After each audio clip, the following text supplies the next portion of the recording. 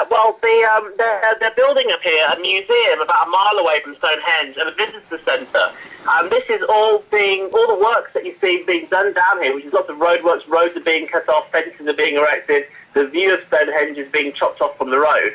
And the museum and the visitor centre combined is actually going to be owned by Disney. It's being operated by English Heritage. The National Trust are involved, Wiltshire Council are involved, and the company at the top of the tree is the Disney company. And they've estimated that this is going to be, when they finish the museum and the visitor centre, they've got a Disney train that's going to take you from the museum and visitor centre a mile away down this track, which actually you can walk down and drive down now, to Stonehenge, and then go around Stonehenge and then take you out. So once you've done the museum and all that kind of stuff, that will be the end of your day. And the price won't be £8, it will be more like £35 to £45, which is probably comparable with Euro Disney and other attractions that they do. Wow. Oh my God, that is unbelievable. So and also it's the company, the Disney subsidiary company that's actually doing this is Norman, Disney and Young, and they not only do theme parks and restaurants and catering stuff, they also make weapons of mass destruction. They're into aviation. They're into global communications. Obviously, all the Disney stuff as well. The communications side of things. They are a global company, and that's why the roads are being cut off. That's why the byway is being closed this year. And when this attraction opens, it's going to be on the 21st of December, 2013. So it's literally, half a year left to try and stop this from happening. All the building works are continuing all around us. That's why the council were down here so quickly on it and were so aggressive at first. And that also explains why the police were kind of don't make anything out of it. They wanted us thinking it was about a land issue. They wanted us thinking that it was about National Trust land versus English Heritage land. Paying for it once, and then English Heritage are asking to pay us the £8 to get in now, so we're paying twice at least. And then when Disney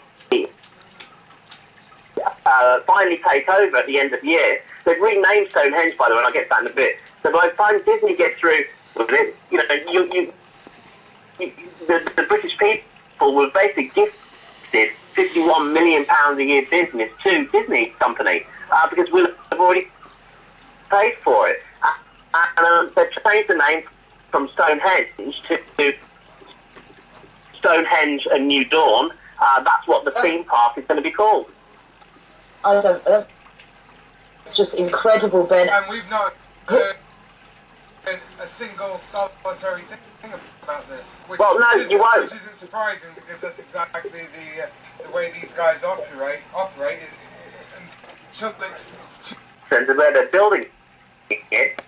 It's on the billboard. It says Disney, they're not hiding it. It's the Disney pie. National Trust are getting a slice of Disney pie. So is Wiltshire Council for closing the byways, which have been open for hundreds of years. I mean, we've got protesters down the other end who've been having a petition signed for the last 2 years, because they knew what was happening. Local people here know what's happening. It's just not getting out to the wider society and around the country. Because if people knew that Disney are stealing Stonehenge, they've already brought in a Monuments Act, which means that they can move Stonehenge, and I didn't really understand what they meant by that. And really what they meant by that was that they could lift up the blocks, put concrete underneath it, and say, well, we don't own the blocks, but we own the concrete underneath. So effectively, they'll have stolen Stonehenge. So if people care about Stonehenge, if people want to see this attraction for free, you have to come down now, because it's not going to be here by the end of the year. It's going to be a Disney theme park. This is just unbelievable, Ben. Absolutely disgusting. So anyway, how is it going with you? Have you got more people turning up? Have you got more people joining you? We're going to try and get up either tomorrow night or we're going to get there first thing Saturday morning to see you guys. So how many have you got with you now?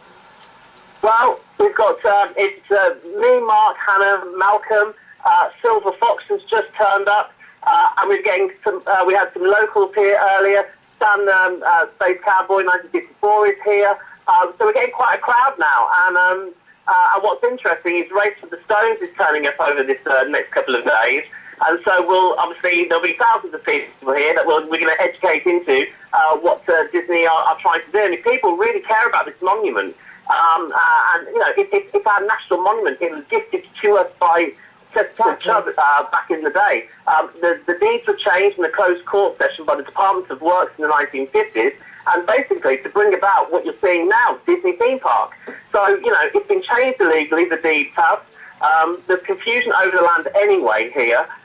So, at the moment you can come and see it for free, up close and personal, and not pay the £8. But by the end of the year, it'll be closed. So if people really care about Stonehenge, they need to get here now because we can stop them now, and that's what I intend to do. Fantastic. But hang on a minute, you got in trouble the other day, that's what we did the broadcast, because you refused to pay the £8 and you were crossing the barriers. So really, that's right. They can't come for free, they still have to pay the £8. It's only because you stood up to them and said, no, this is free land. You got assaulted by private security because you did that. The police were called on you.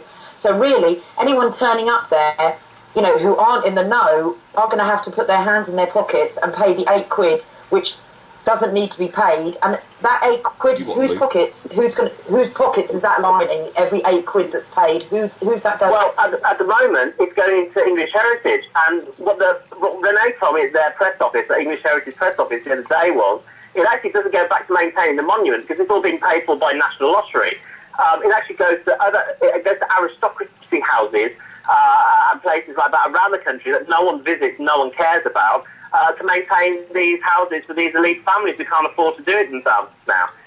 And there's 400 of the properties. The only two popular properties in the country that English Heritage have is Dover Castle and Stonehenge. And obviously Stonehenge is the World Heritage Site, it's one of the 7 wonders of the world, etc., etc.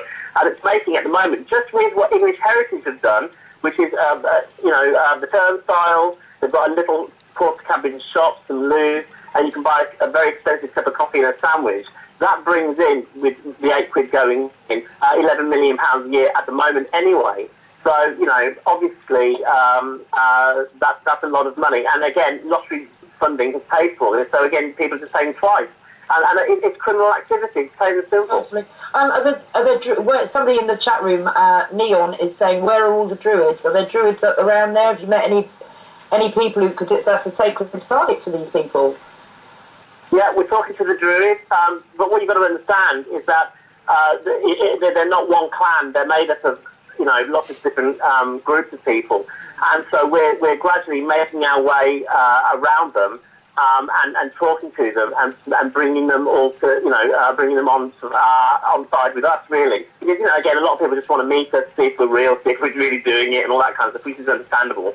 And then we tell them about what's going on and stuff like that. So the word is spreading. We haven't seen Arthur Pendragon yet, so I'm a bit disappointed about that. But everyone says that we should expect him to turn up pretty soon, which would be really good, actually. I think but we've been speaking to a lot of other people, so word is spreading, and we don't want to sort of offend anyone. So we're being very careful to listen to people, seeing what they want, and then taking that to English Heritage and incorporating it into what we're doing. So we're trying to listen, basically, what we're saying. Yeah. Oh, Ben, well, thanks so much for that update. So if people want to come and join you, you're going to be at Stonehenge till probably Sunday, is that right? Sunday, definitely Sunday. We'll be here till Sunday. Okay, well, I'll see you Friday night, if not Saturday. Could you give our listeners your Facebook site as well, please, mate? Because you're updating on that quite regularly, aren't you? Sorry, what did you say? Could you give us your Facebook site? You're posting that quite regularly, aren't you? Yes, now we are. Yeah, we're getting on top of the media side of things now. At first, it was so hard dealing with the battery issues and stuff like that. Now we're getting a system involved.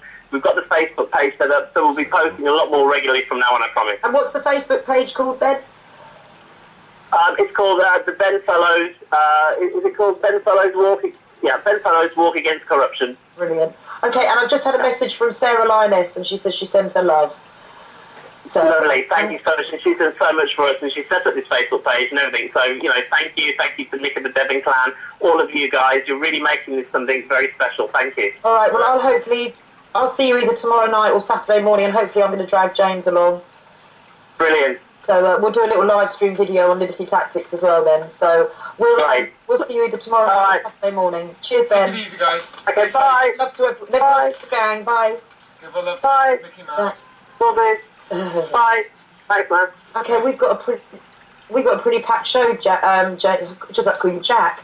Jack, I don't know. We've got Christina England coming on now to talk about vaccines and how sterilisation in women. So she's going to come on, and we're also going to grab Clive Dakar, who's our natural health guru, and he's going to come on and he's going to talk about what naturally you can do to defend yourself from any vaccine damage, etc. So, should we play a song, We'll James? play a quick song while we queue up the next guest. This is Liberty Tactic.